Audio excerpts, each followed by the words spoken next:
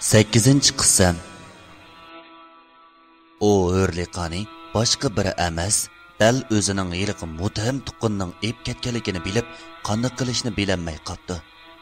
Navada hurliqani o'z xonasiga udulla ep ketaman desa, mutham tuqqunning hargiz uni o'ziga qaytirib bermaydiganligini, navada ursa cho'qim ikkisidan biriga zarbi cho'ng bo'ladiganligini o'ylab, boshqacha bir amal qilishni o'ylabdi va ko'ngliga bir hiyla kirib kipti.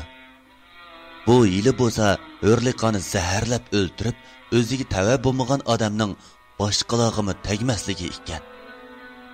Oradan xili bir vaqt o'tganda, u butun jarayonni yaxshi o'ylashib bo'lgandan keyin bir kuni fursatning kelganligini bilibdi va mutham sirtqa chiqib ketgan fursatdan foydalanib, oldin o'xshitib etilgan bir patnos samsini ko'targanicha Muthamning uyiga qarab yo'l oldi. U Muthamning uyiga kelgandan keyin Muthamning uydagilar bilan chiroyli ko'rishib, paranglashib o'tiribdi va o'zi alohida bir qulluq tayyorlagan samsini hurliqaga tanglab turib, "Qizim, bu yerda hech qanday turmushingiz burunqidek ko'ngildagidek emas. Ilgari sizni o'z qizimdek ko'rib, siz bilan xili yaxshi chiqishib qolgan edik.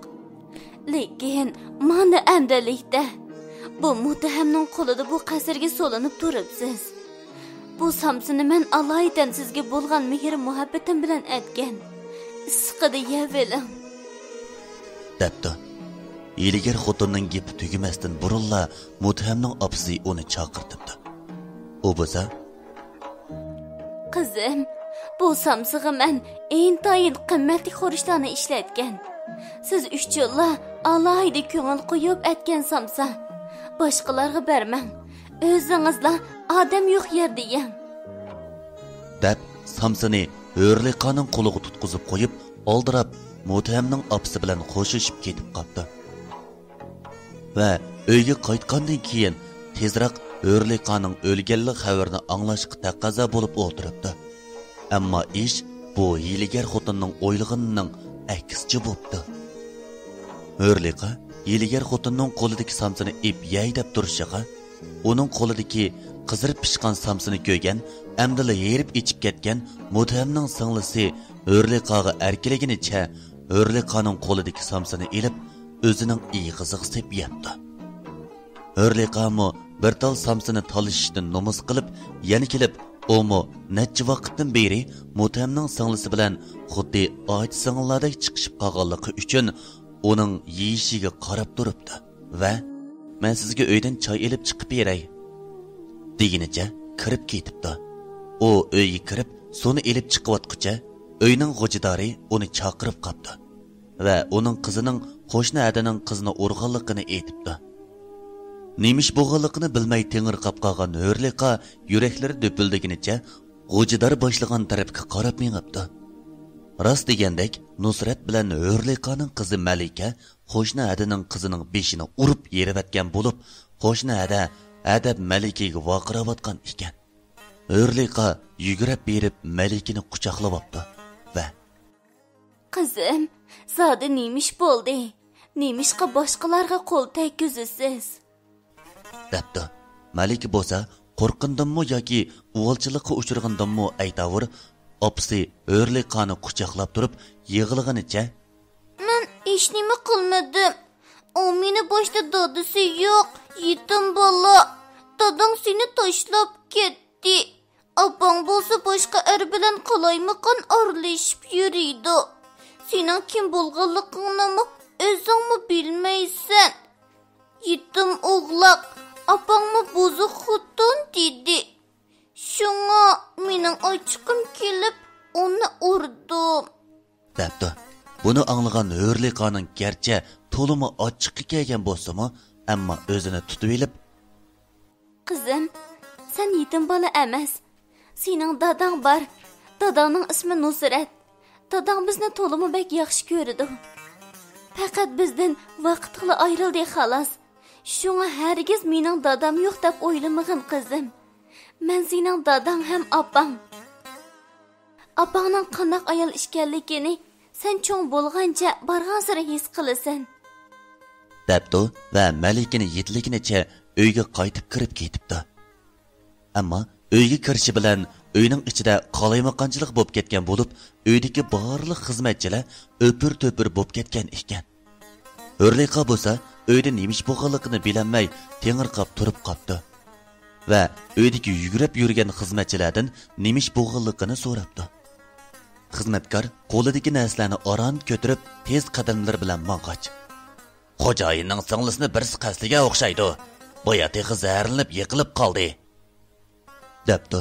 Hurliqamu u qizni yoqtirganligi uchun uning qanday turganligini bilolmay, ansirib yugurib Mutahamning singlisining hujrasiga kiribdi. Biroq kirishi bilan uydan Mutahamning opasining yig'lagan ovozi anglanibdi.